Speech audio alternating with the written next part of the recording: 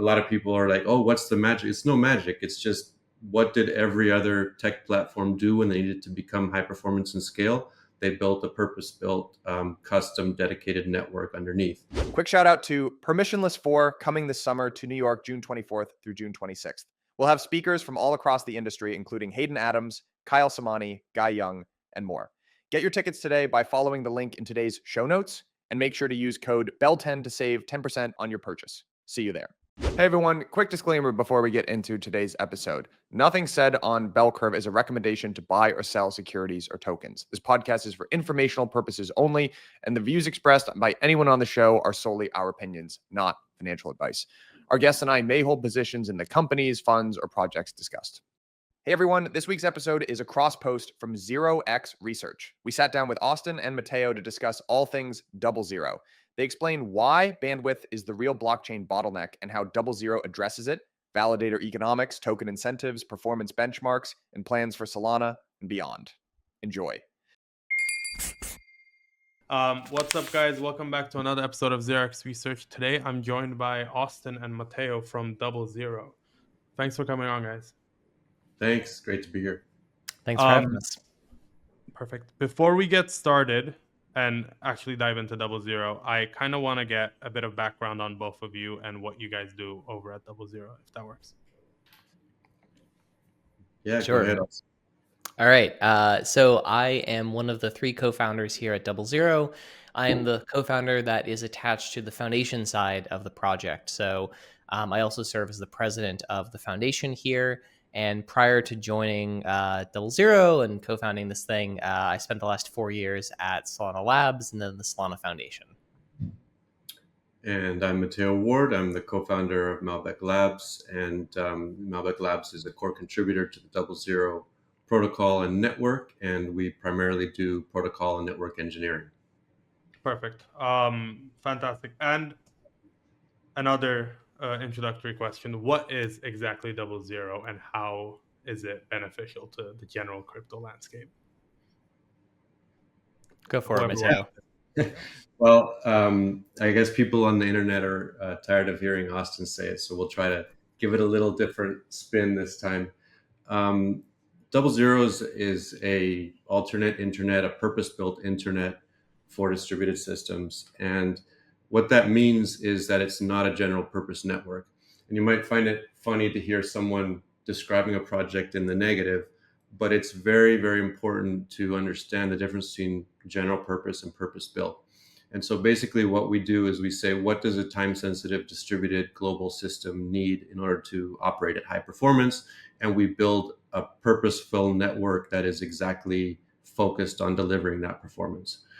So that's what DoubleZero is. High level, we'll dive into more of the details of how it works. But basically, it's a really fast highway for cars to drive on. Perfect. And why do we need it? In the sense that I read over some of the tweets that Austin put out as well as your white paper, and one thing you guys mentioned is that compute is not the bottleneck anymore, and that the bottleneck is bandwidth limitations. That's the word. What does that mean more simply? And then maybe you can dive into why DoubleZero is necessary. I think I'll start with the high level, and then I always love to hear Austin talking about why the bottleneck exists in blockchain specifically. But if you look at the high level, every single tech segment and industry has gone through an evolution where they start out at a hobbyist level, running on whatever internet they can get their hands on, whether it be a LAN party for gamers or whether it be the public internet for networks like YouTube when they started out or Netflix when they started out. And I don't know if you remember, if you ever watched Netflix or YouTube pre-private network, but around 2006, Google deployed their global private network. And YouTube started using that. And all of a sudden, you stopped getting buffering and delays and bad user experiences. The same thing has happened in cloud networking, AWS, Google Cloud. All the big providers have these huge private networks, purpose-built networks based on submarine fiber, terrestrial fiber, all linked together.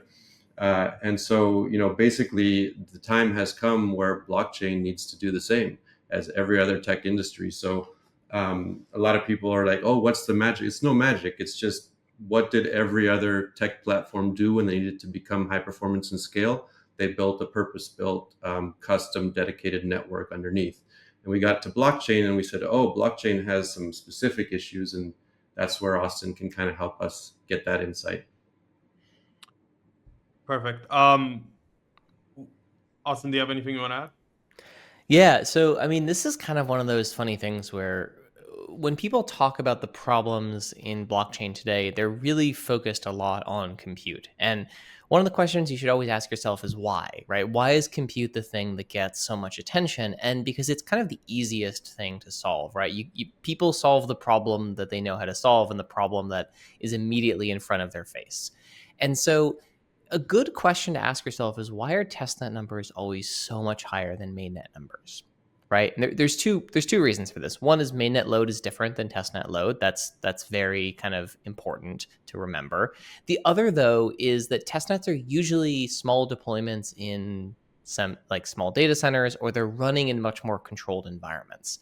And the thing that we've seen from like pretty much, I would say, mid 2021 onwards are that validator clients now, the software that actually runs these things, can do very high performance systems. Now, if you go back to 2018 and you ran Geth locally, you weren't getting over 200 to 400 transactions per second on the EVM. That's different nowadays.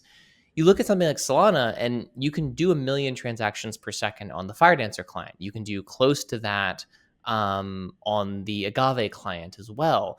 And you can actually look at how does that actually scale out when you're looking at a testnet? And one of the pieces you run into is, if you were at Breakpoint last year, you saw a demo of 1 million transactions per second running on, I think it was 6 nodes on 4 continents. And that was actually running on the DoubleZero network. If you'd run that demo on the public internet, you would not have gotten 1 million transactions per second.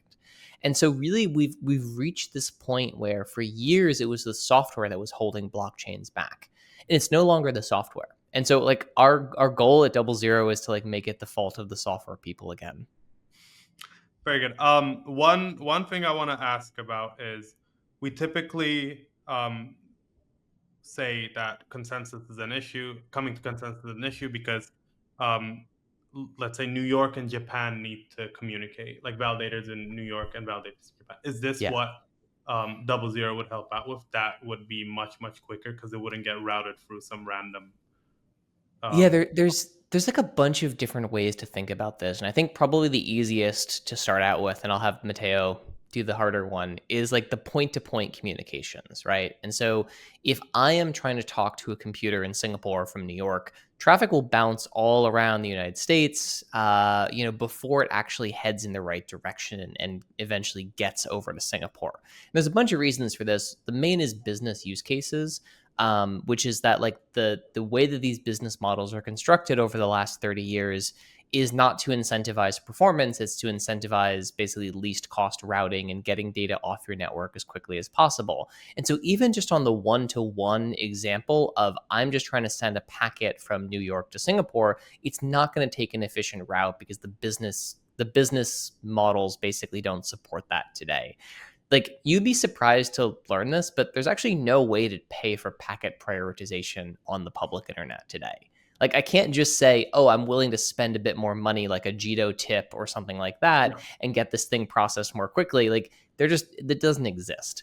And then there's a whole other problem, which, Mateo can talk about, of the one-to-many communication style of blockchain, which the internet just wasn't built for. Yeah, I mean, just to add on to that, why does the traffic bounce around all over the US, all over the world? It's related to the way the internet routes traffic. You can see on my shirt here, this is the current ASN number, autonomous system number, that we're using on testnet. And it's one ASN for the whole world. That sounds simple, but that's a huge statement, because on the internet, you've got dozens and hundreds of different ASN numbers. Each one is a different network, and they have to pass traffic between them. And they use a protocol called Border Gateway Protocol, BGP, to do that. And as Austin said, the BGP attributes that route that traffic have many different factors. It could even be geopolitical, be like, don't cross over this country. It could be, use this border router only in Dallas. When the traffic needs to go to Seattle, it's going to route through Dallas. Think about it as an airline hub system, right? If you're going to have to take a connection on a coast-to-coast flight, it's never going to be the direct straight line, and so you're always going to go through a hub. It's the exact same thing here, and what the magic of what DoubleZero does is it routes the entire world on a single ASN number, which means that every single packet goes straight to the location that it's going to, and there's peering between every node on the DoubleZero network and every other node on the DoubleZero network. And that is not the case in the internet. There's peering at the edge, there's peering at these specific points. Carriers fight with each other, and then they de-peer, and then you can't ever deliver traffic directly to that city. There's so many different things that happen, and we've solved that by having this single mesh of peered routers all around the world under a single ASN number. And we've done it in a decentralized fashion with multiple network providers, which is the key, because any other network that's like this one is a centralized, privately owned network. And we've brought that into the public domain. We've made it decentralized, and we've made a whole community of contributors that make up that unified network. Yeah, and this really is like where you need tokens, right? Like a lot, like we get asked every once in a while, like, oh, like, do you really need tokens? Couldn't you just build this as like an equity company? And the answer is like, no, because we need the ability for everyone in the link of the chain, for lack of a better term, every single network provider that you pass through to get from New York to Singapore in the most efficient route possible to get paid. And that's like, sounds like such a basic insight, but like that is not how the internet works today for the most part. And so being able to have these things, whereas Mateo was talking about, the incentive of every provider is to provide as most useful service as possible because they'll earn the most rewards, right? The links that give the biggest advantage over the public internet and reach the most amount of stake or validators or RPCs are the ones that are rewarded most on the DoubleZero network. And so the incentive for everyone is, how can I make my links as performant as possible and as useful as possible? Which, like, again, sounds like the way the internet should work, but it's not actually the way the internet works. And this is really only possible with tokens. Today's episode is brought to you by Ledger, the global leader in digital asset security. Celebrating 10 years of innovation, Ledger is trusted by 7 million users, secures 20% of the world's digital assets, and remains the most secure hardware wallet for your crypto and logins. Follow the link in this episode's show notes to grab your Ledger today. I'm glad you guys brought up both tokens and contributors because I want to ask about this. Mateo, maybe first to you because you brought up the contributor side. Who are the different stakeholders for DoubleZero? Who are the involved parties that you guys have to deal with and that you guys have to coordinate with?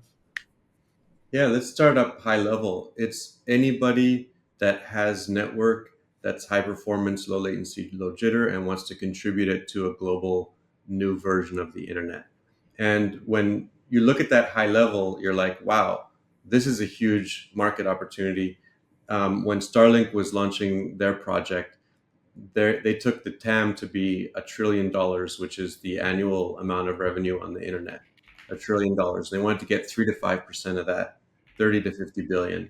And today they're at 11 billion. They're doing fine.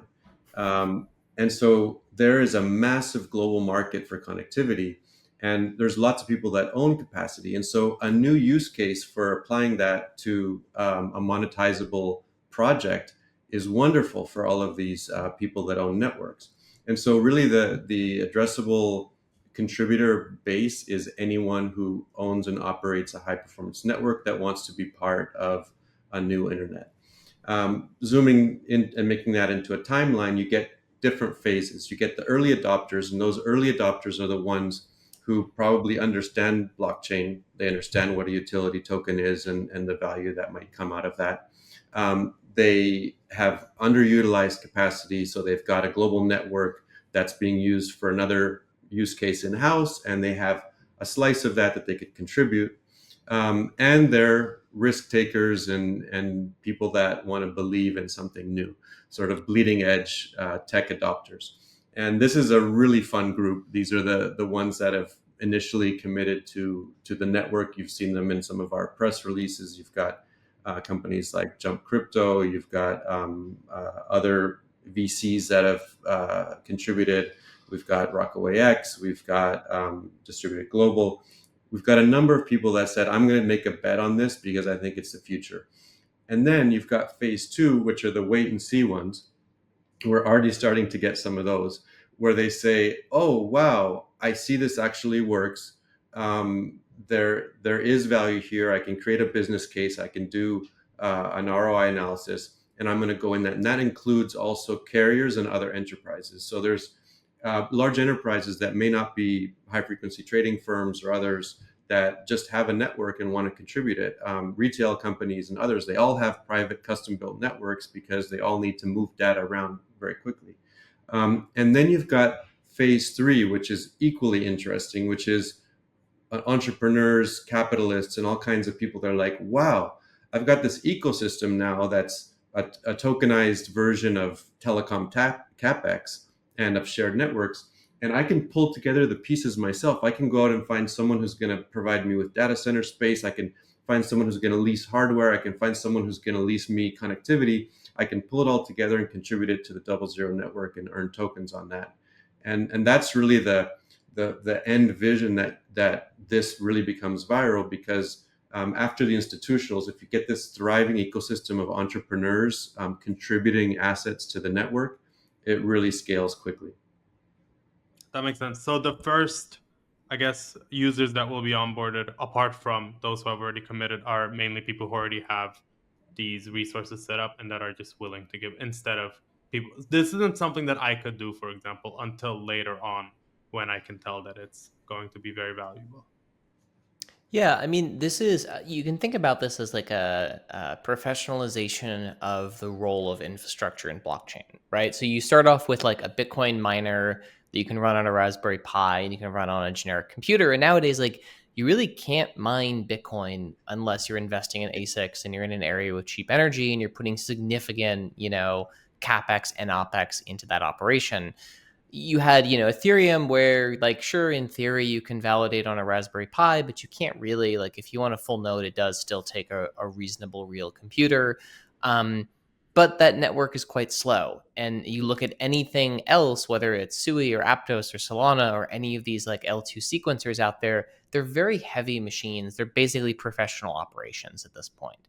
And so individuals and small companies can certainly run infrastructure for all of these networks, including DoubleZero, but it's not really the type of thing that you're expecting like an average home user to do, because quite frankly, these economies have just gotten so profitable and so performant that this is like a mark of success, that like this is not a hobby for anyone anymore. This is like a full-time job to be an infrastructure provider for a modern blockchain.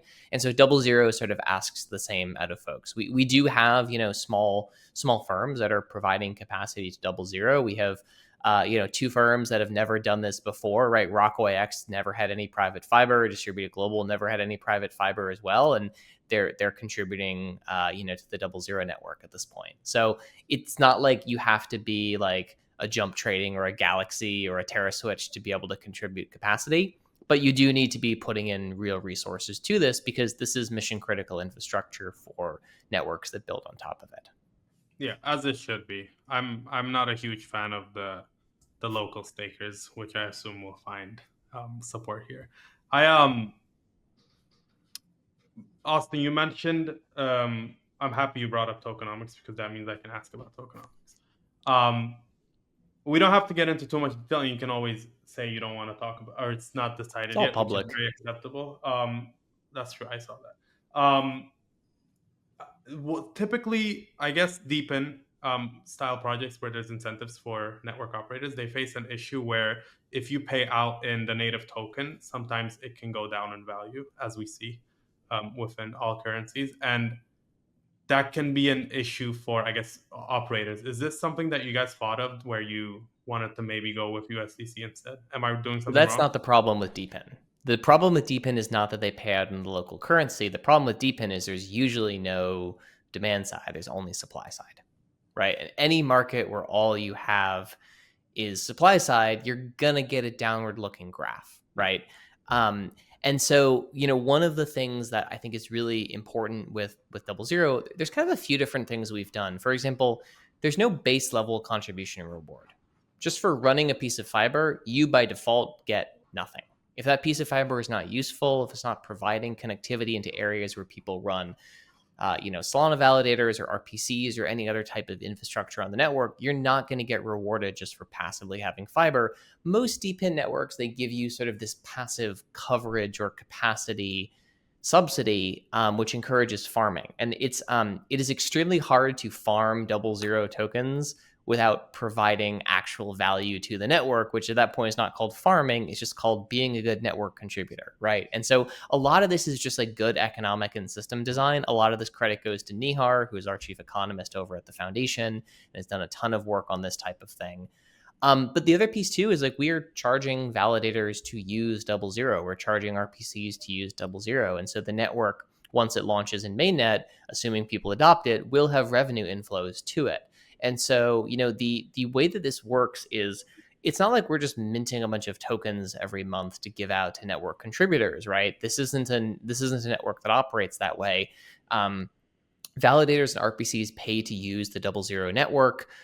Those rewards are, if they're paid in native Sol or if they're paid in 0xResearch, either way, they end up in this reward pool. They're all converted into 0xResearch tokens.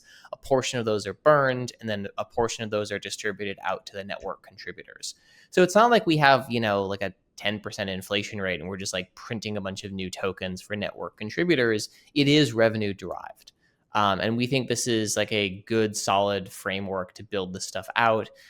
We do have a property right now where a number of our contributors are also investors in the project. And so, there is obviously with any DePIN network, there is a cold start problem. And that's sort of the way we're working on a bunch of that cold start problem. But, these are the type of systems where like if we're not doing our job and the network's not generating revenue, like that's on us. And that means we haven't done this thing correctly yet.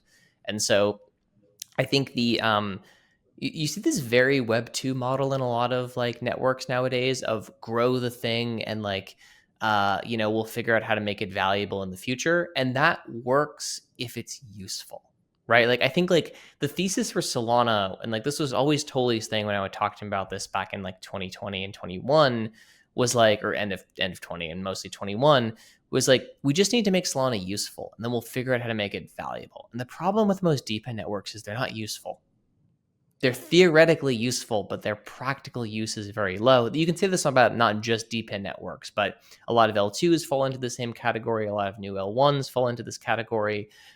As long as 0xResearch is useful, and so that means we have validators and RPCs choosing to connect to it, we have networks building on top of it, and we're able to provide increased bandwidth and reduced latency.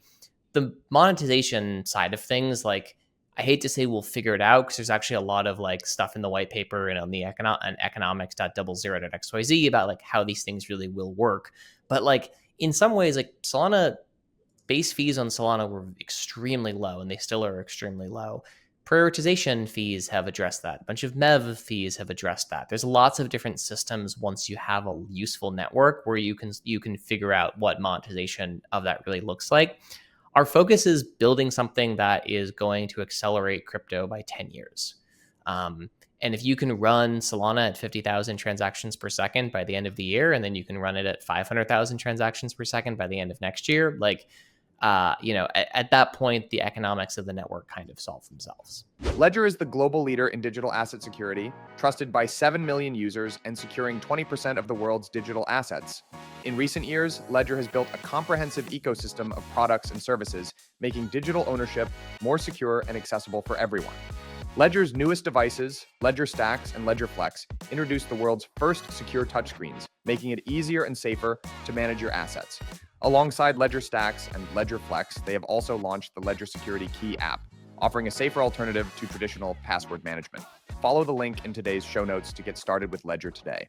One thing I want to ask about that you mentioned is that validators and RPCs and whoever uses the network will pay you, which makes sense. I remember there being a proposal about the 0xResearch take rate, and it was 5%. Another thing is Jito, I guess, started off, they also had a cold start problem. Like you said, most of these networks have cold start problems. And they had very low take rate. I think they ran at a loss for the first until they were adopted. Is that something you guys are also going to do? I assume the 5% is not the initial rate. Is that correct? It's a phase in, and we have to sort of earn that from the network. I would say, like if DoubleZero makes, let's just fast forward to a world where DoubleZero makes validators twice as profitable. I don't think there's going to be a hard time asking them for 5%. In a world where DoubleZero has not shown itself being able to make these validators like twice as profitable yet, sure, maybe that's a big ask, right? But part of this too is I like, from a deep philosophical standpoint, if you work at a protocol and you're listening to this podcast, turn the fee switch on. Everything before the fee switch is just LARPing product market fit, right? It's so easy to get people to do stuff on your network when they're not actually having to pay to use it. And so it's the same. To me, it feels very spiritually similar to like low float, high FTV tokens, or tokens that launch before a network launches. Like it's not really serious until you're asking people to pay for it. If you're just giving away the service, like, you haven't found PMF. You've found, if you open up an ATM on the side of a street corner, you're going to get a big line.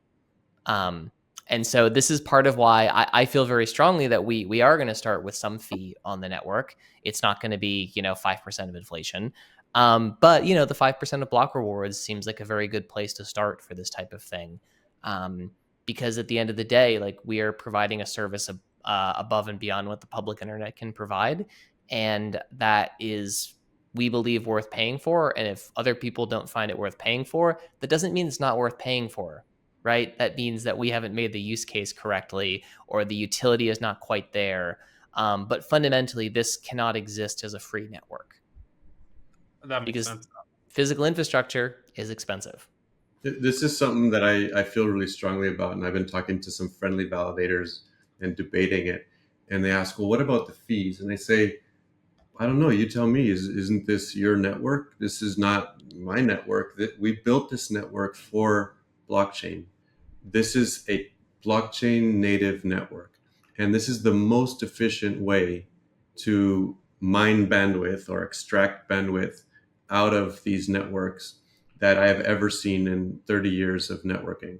And so basically what we're saying is, we're going to help you with this protocol extract bandwidth out of these networks at the most efficient way possible, with marginal cost, with no big capex step ups like every other person who builds one of these networks needs to pay.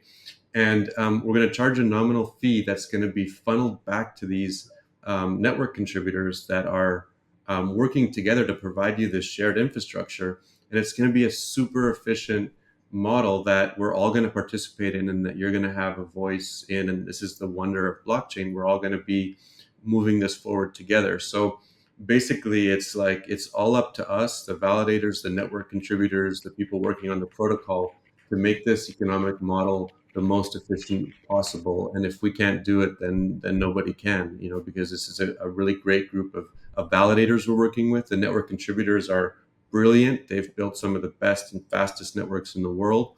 And so I think we're really well positioned to have a great economic model as we move it forward. Perfect.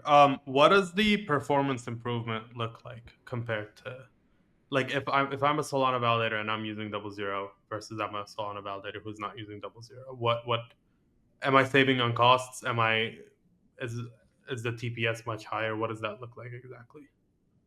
There's a technical way to understand this, which I'd like to go into first, and then maybe Austin can talk a little bit about what we expect at the protocol level.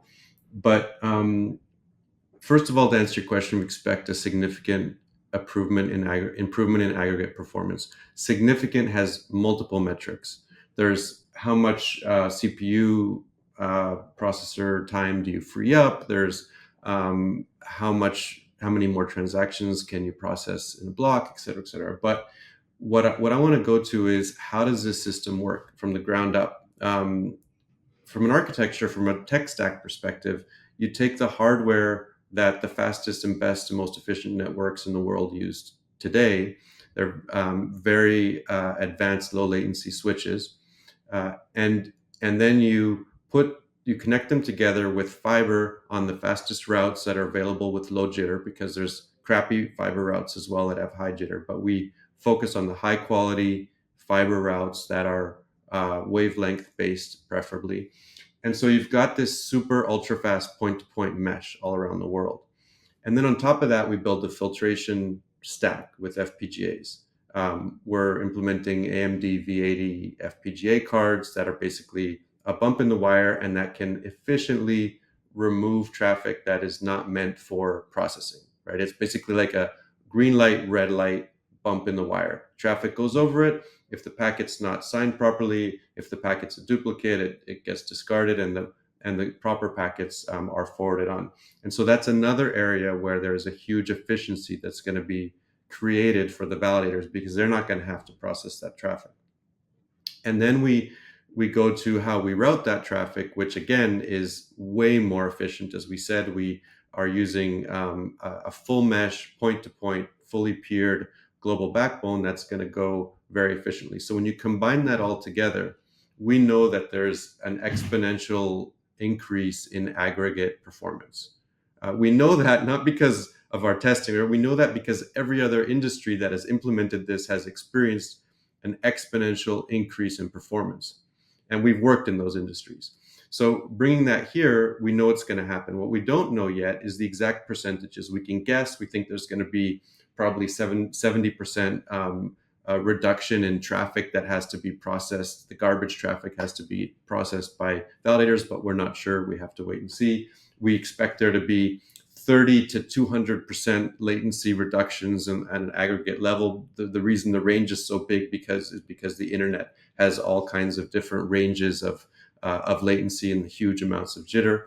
And so when you put that all together, we're extremely confident that what it's going to be. And we invite the whole community to watch publicly as we go through the test net into mainnet and publish these statistics, because these are statistics that we're going to publicly expose.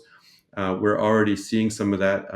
We can probably talk about it later, but today is a new day for DoubleZero. We just finished a testnet upgrade to what we call IBRL mode. So validators are reconnecting to the network in the new version of it using a single IP address. And we're getting a lot of stats and graphics and traffic analysis that we're going to be able to process and publish over the coming weeks and months to show that aggregate improvement. Perfect. Before we talk about it on the protocol side, I want to understand what garbage is in that sense, the things that you weed out with the AMDs. What does that look like that doesn't go to the validator? Because in my mind, it's not signed correctly. What does that exactly mean? Yeah, totally. So you got to remember, this is all public key, private key cryptography. That is what all of these blockchains are built on. So if the signatures don't match, right, if there's a mismatch, it fails signature verification. And so stuff that fails signature verification are bad transactions, right? So like if I sort of pretend I'm signing for you on your wallet, I can't unless I have your private key. But a lot of people send those transactions through, right? And it's usually not because they're actually hoping that they get included in the block. It's that it actually gums up the works on validators, right? And so you can think about this from the perspective of like there's a few ways to make sure your transaction lands. You pay a high fee, right? You like use Jito or something like that, or you just make it so no one else can send transactions. And when we go back to periods of time where Solana was suffering from congestion, or the Shanghai attacks that Ethereum suffered back in 2019, was that? I can't remember exactly. Those are examples of basically economic denial of services. And so if something fails signature verification, it is ineligible to be included in a block. It simply has no chance of ever, or it should have no chance of ever making it in, because it'll be rejected by the rest of the network. And so we can do things like perform signature verification in hardware on FPGAs at 100 gigabits per second.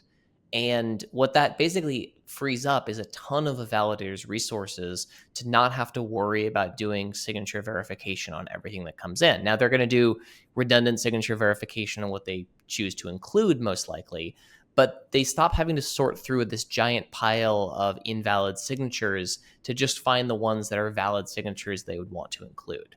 The other thing that we can also do is packet deduplication. And so, sometimes what happens is someone sends 100 million copies of the exact same packet to the Solana network. Again, to try and overwhelm the resources of the validators, it sorts through these things and says, oh, I've seen this before, I don't need this. Oh, I've seen this before, I don't need this. That takes a lot of time, right? Again, we can do this in FPGA at 100 gigabits per second.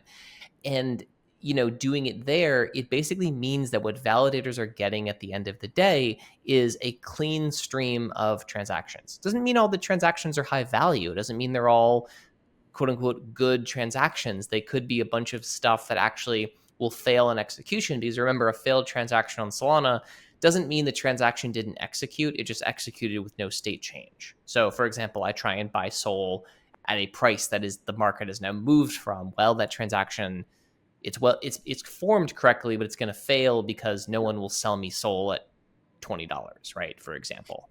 And so this is basically the way that like DoubleZero can help make these systems more performant, is we can act as this filtration layer to throw out all of the stuff that has no chance of ever making it into a block to begin with. Now we look forward into the future, and like there might be other things we can do in FPGAs as well. What if we are now able to say, okay, well, what if there's a CU to fee ratio above a certain amount? Well, we're going to flag those as potentially high value transactions. And then a validator, again, validators are dictators, right? They have full domain over whatever they're building for that block. It has to be voted on by the rest of the network, but they could include whatever types of transactions they want, or build even an empty block if they want to. And so we can, over the long term, start providing a bunch of additional value add data to validators about the incoming stream of transactions that they're getting, to both filter out garbage and to help them make better decisions about profitability. That makes sense. Would you would it be possible to add a bidding mechanism to something like that, where if there is high valuable transactions that you can ask people to bid for them, or is that something that doesn't make sense? If FPGAs don't really operate statefully in that way, so these are sort of like, you can think about this as like there's a ton of stuff a computer does that's like sticking something aside to look at it later, right? And this is like an auction system. It's like, oh, we have a slot here, we're gonna take bids or whatever. Like these operate more almost like filters. You can sort of think about them, that you can do a ton with an FPGA, but the way that we have these things built is it's much more of like a pass, don't pass, or pass with some modifications attached to it, because the goal of the FPGAs, and the reason we're using FPGAs, is they're incredibly fast from a latency perspective for the type of operations we're trying to perform. So this doesn't add, like if you're adding an auction in line, suddenly an auction takes time to run. So that adds latency. And our whole thing is increase bandwidth, reduce latency. And so someone could, like, what we would basically say if someone wants to do that is, that's Jito, or you should build a Jito competitor on top of the DoubleZero network, but you're going to need x86 machines to do all the normal things you'd want, compute done on a network for. It's not really something that you'd handle through the FPGAs. That makes sense. And one thing you mentioned is that you guys process that at 100 gigabytes per second. Can you put that in comparison to what how much space is this freeing up for validators? Yeah, so most validators today are operating with somewhere between a 1 and a 10 gigabit internet connection. And so this is anywhere between 10 to 100 times the capacity that they currently do.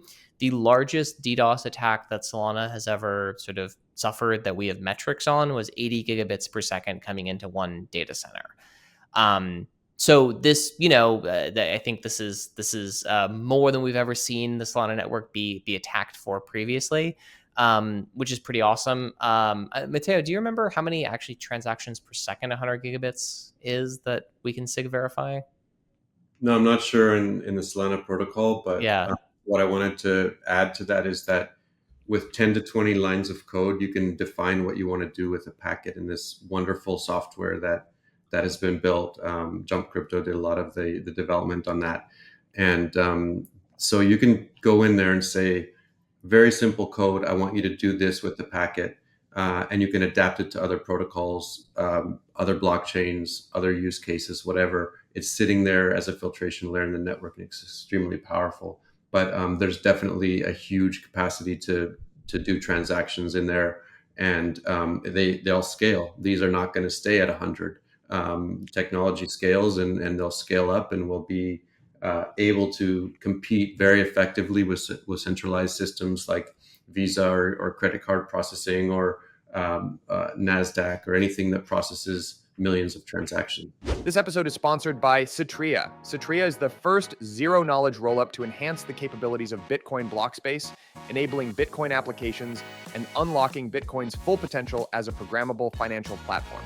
With Citrea, developers can now tap into Bitcoin's liquidity to build scalable payment systems, privacy solutions, and more. Citrea is currently in its testnet phase and is approaching its mainnet launch. To learn more about Citrea, follow the link in today's show notes. One thing you mentioned is that it can be customized for other chains. You guys in your white paper talk about being able to use this for other L1s, RPCs, other L2s. What does that look like? I guess, or do you have anything on the roadmap that you're like, we want to focus on this?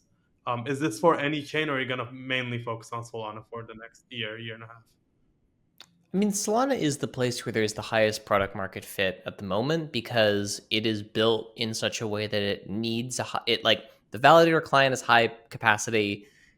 It's a lot of validators, right? It's the largest validator set for a high performance network in the world, with about 1,300 validators at the moment, and then probably another 700 RPCs. So 2,000 different nodes around the world. There's actually like a ton of use cases there, and like the more nodes you have, the more you need DoubleZero. And we haven't even talked about Multicast yet. That we'll get into that in a minute. That's a whole other use for this. But Solana also has a ton of activity, and has very competitive activity. And so networks where there's no competition, the filtration services aren't necessarily that useful, right? That doesn't mean that they're worse networks, but like Celestia, it's a DA layer. There's not a lot of like competition to write to the DA layer, right? That's just like, it's built for a very different type of use case. Or Filecoin and IPFS, like these are just systems that don't have competition in the same way that like Solana does, And so this is part of why we have this IBRL mode, which we actually just launched today on testnet, which is a mode that actually doesn't have the filtration services in it in the same way. And that's not designed for, in testing, we're testing it across everything, but that's designed for networks that are both globally distributed, they're high performance, but they don't necessarily have this competitive aspect to it. Right now there's huge amounts of competition for a Solana block. There's not huge amounts of competition for a DA layer or a CDN or a storage protocol. And so, we're starting with the hardest thing first, right? That's very much in our DNA, which is Solana. And so if we can nail the Solana use case, expanding out to other networks and customizing FPGA code to meet whatever they need, or expanding out to these non-competitive use cases that still can benefit from IBRL, if we nail Solana first, the rest is downhill from there. And I assume competitive use cases here means there's a lot of money to be potentially made if you get into a block. And that's what you guys are going to be like, chains where that is the case, or I guess MEV relays, maybe RPCs. Yeah. So if you don't have competitive markets, you don't have capitalism. You've got something else, right? But like at the end of the day, the reason that trading on a centralized venue is great is competition, right? The reason that companies like Jump and Citadel and DRW have dedicated fiber lines between New York and Chicago and all sorts of other technologies they don't even tell us about, is because there's competition and there's monetary premium and advantage in being first, right? And if you don't have those dynamics on a network, that means just there's not much money being made on a network, right? A network that is not competitive is a network that is largely not profitable. And so that's one of the best things we can look for is competitive trading systems where like I not only have an incentive to try and beat you to the trade, but I have a reward if I beat you to the trade, right? I make more money. Like you look at like high frequency trading, and it's like the fastest person makes 90% of the value, and then the second fastest person makes 5% of the value, and the third fastest person makes 2.5%. It's an extremely sharp declining curve in terms of like value relative to speed. And so that's one of the characteristics of Solana too. And any network that has that same type of characteristic is one that rewards performance. And networks that reward performance are where DoubleZero has highest product market fit. Not to say we're not going to support all other types of use cases as well, but like, you got to chase the North Star first. Yeah. No, that makes sense. I feel like that speaks to the general shift in crypto that we've had as well, where increasingly it's become more and more competitive. Like, we have chains now with 20 validators just because it allows it to run a lot quicker. And similarly, we're seeing more and more HFT and colocation. Yeah, and so I think this is where it gets in. I think it makes sense to talk about multicast for a minute, because the reason these networks are going to 100 validators or 20 validators, it's not because they're evil and they want to only reward 20 people for running validators. It's that there are like real exponential data problems the more validators you add into a system. And so the faster you try and get, the fewer validators you can get away with, the easier that thing is. And so this is part of like the whole premise of DoubleZero, is rejecting that premise and proposing an entirely alternative way to move data around that doesn't require validator sets to get very small to also achieve high performance. And that's multicast. And, I think we should have Mateo talk a little bit about that. Yeah, it's a traffic propagation problem, as simple as that, right? The more validators you add in more places around the world, the harder it is to propagate the traffic out to them. And blockchains, because of the culture of decentralization, they want to be distributed. And so the more distributed they get, the slower they get. It's just a tragic reality of decentralization. And so the way that you fix it, surprise, surprise, is the same way that the stock market fixed it, right? Is using multicast. If you're co-located at NASDAQ, you're going to get a multicast feed with market data on it, because that's the fastest way to propagate data out. Now, what's the problem with multicast? Multicast needs to run on a single ASN. It cannot run on the public internet. And so that's the magic. That's what makes us different from a lot of DePIN projects that have pieces of infrastructure that just get contributed and then used. All of the pieces are part of a whole in this case. They're all making up this single ASN, and that allows us to run multicast over it. And that's very, very efficient compared to the way that normal traffic routes in blockchain. I've been reading some white papers. I love to read new L1 white papers when they come out. They're like, this is the fastest L1. And I'm like, oh, well, how do you propagate traffic? And then I read the traffic propagation piece, and it is this crazy compression thing, trying to fit everything into these tiny box limitations of available bandwidth and throughput. And then they infer statistical conclusions about what might have been propagated. No, just propagate it the way that traders propagate traffic on multicast, with a lot of bandwidth, low latency, and using the multicast groups to get the traffic out to everyone who's subscribed. So we're doing this. We're right now in testing mode on multicast with Jito, and it's going well. It works. We can multicast shreds out very efficiently, and it's revolutionary from a networking perspective in blockchain, because as far as we know, this has never been done before, and it truly is the fastest way to get traffic out. I'm glad we got two references to the t-shirt, and I'm glad that you guys pointed out that it just makes sense to do what TradFi has been doing. I feel like every year in crypto we figure out, like, sometimes they have come up with good things that we should just copy and make it more decentralized and make it work. I wanted to ask about this DePIN label, because I want to get, do you guys like being referred to as a DePIN network, or is there something else? Because I know you call yourself N1 as well, and I guess when I think of DoubleZero, I don't think of a DePIN. Is that what you guys are going as? Yeah, I mean, this is kind of tricky, because I think DePIN usually is a system where it is lower quality service but higher reach of service. If you look at Helium, like, it's not as powerful as a cell tower, but you can put it everywhere, right? Hive Mapper, they're not as good cameras as Google Street View, but the frequency of data is so much higher, right? Most DePIN networks have that characteristic. DoubleZero actually has the opposite characteristic. It is much higher quality than the public internet, but it doesn't go everywhere the public internet goes, right? The public internet, I can get it in my house. I can get it in Antarctica. I can get it on the top of a mountain. You can't get DoubleZero in these places. At least maybe Antarctica someday. We'll see about that one. But it's not going to be a residential service that comes into your house. And so I think DePIN is probably the best category name we have at the moment, but it's not a direct fit. Yeah, and that's why we came up with the N1 idea, because basically it's a base layer of infrastructure, and for us that's sort of the N1 idea: network one, level one, layer one. We have a really cool graph of the OSI model that shows like layers 1 through 7, and shows blockchain up in 4 through 7, and DoubleZero in 1 through 3. Right, we're like a low level infrastructure network, and so it's sort of a new category, but I would say that it's certainly related to physical infrastructure, and it's certainly related to multiple contributors. The difference is the consumption, I think, as well, is that it's like it's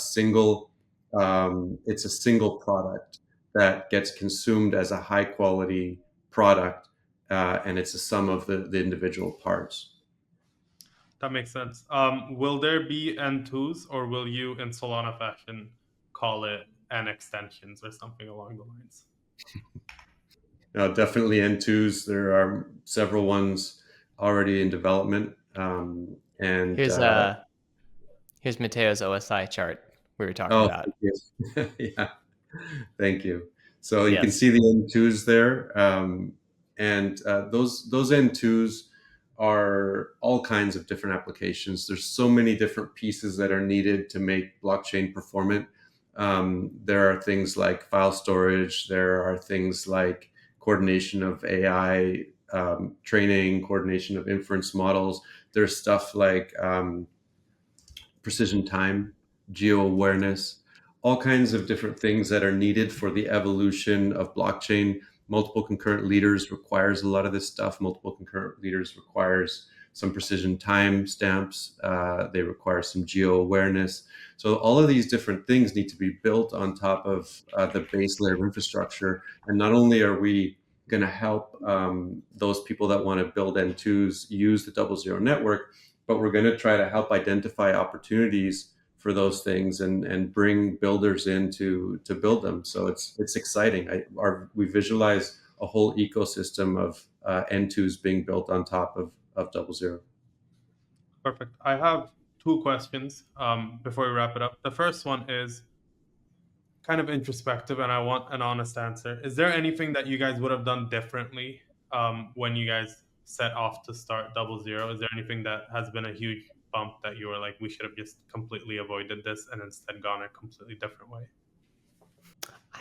Nothing really major comes to mind. I think one of the things coming from the Solana world that I underestimated, or maybe overestimated is the right way to put it. I thought there was a lot more activity happening on other chains. Okay. Honestly, like I know that sounds very like Solana self-serve, but like our thesis was that every high performance network needs these filtration services, and that was going to be a major benefit to all of these networks out there. Today, there's actually very few networks that have the volume of throughput and inbound where they actually need that filtration, which is part of why the IBRL mode was something we decided to build out more quickly than the original plan for it. Because it's going to take a little while for those. And I think they'll get there, right? This is not like, no one else can compete with Solana. Like everyone's going to be able to compete with Solana at some point. That's the beauty of capitalism. Is when an idea is good enough, a lot of other people start to do it as well. But I think it might take 18 months or something like that for that level of activity to really get to the point where those services are truly required for those other networks as well. And from the network side, I would say I would have wanted to go directly to 100 gigs backbone instead of 10 gig. We started out with 10 gig. We deployed a lot of Arista boxes all around the world at the 10 gig level. And when we got out into the market talking to people are contributing 100 gig global networks, which is huge. we maybe didn't imagine that people would see it so fast. And so we've now got multiple 100 gig backbones being built all around the world, and those require a different type of hardware that's being deployed. And so we had to go through that upgrade. So if I did it again, I would go directly to 100 gig. I'd be even more bullish on it. Interesting. Austin, to your point, I think a lot of chains have just decided to instead limit the validator set. And I think we'll see maybe Monad and a few more that are like trying to be both software optimized and larger networks. Last question, what should people expect over the next 6 to 12 months, maybe 18 months? And where can people, where do you want people to go to when they want to learn more about DoubleZero, apart from this podcast? Yeah, so DoubleZero.xyz has links to become a bandwidth contributor. You can sign up to run a validator, like a Solana validator or an RPC on testnet. 6 months is hard, right? Like in some ways, like 6 months, like I hope we're in mainnet, right? On the 18-month timeline, I think if we are not providing capacity for networks to double and triple and quadruple the available resources on those networks, then I think we've either done something wrong or the ambition of the space is just too small, right? I think the thing that we've seen with Solana and a few other networks that are very hungry is like, and you see this coming back to the Ethereum L1. It's really actually cool to see folks on Ethereum stop parroting this idea that the L1 is not for users and start actually focusing on building something like truly useful for folks. Like that gets me excited that we are about to enter like a high performance blockchain renaissance, and we're going to see people taking performance very seriously. We're going to stop with kind of like the BS blog posts about how many TPS we can do, and we're going to start seeing like a real intense market competition on this stuff.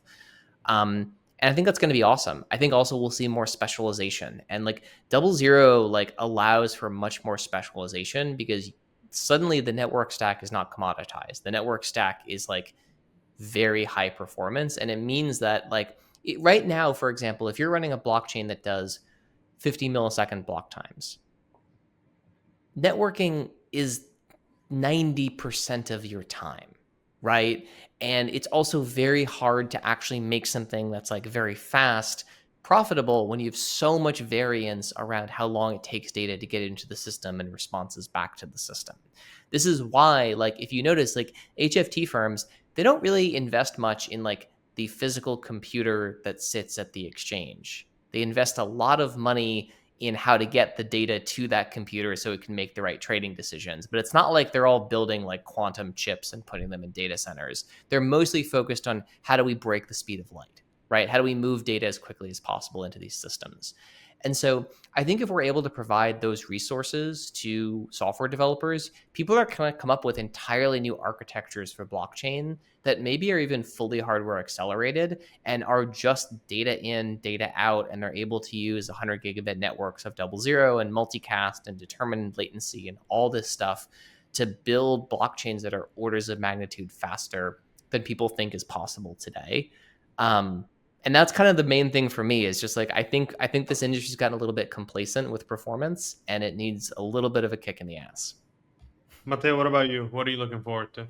Well, I'm just looking forward to adoption and traffic on the network. So I've got like a visual model that I can share with you about that. If you think about today, the DoubleZero network is a big ring. And all around the edges, you've got internet connectivity. And what's happening today is that you've got these hairpins happening at the edge. Traffic comes in, it finds out that it needs to go to a location on the internet, so it hairpins back out and goes to the internet and then hairpins back in. You can think about it like a flower, like a daisy, with the yellow part in the middle and then all these petals all around the edge, which are the internet hairpinning. And as more validators join the network, those petals start to fall off the daisy and the hairpin stops. And you start to get the native transit, including the multicast distribution of traffic, super efficient in the core of the network. Eventually, you've only got that middle piece, and we've got all of the massive value unlock with the aggregate performance increase that I talked about earlier.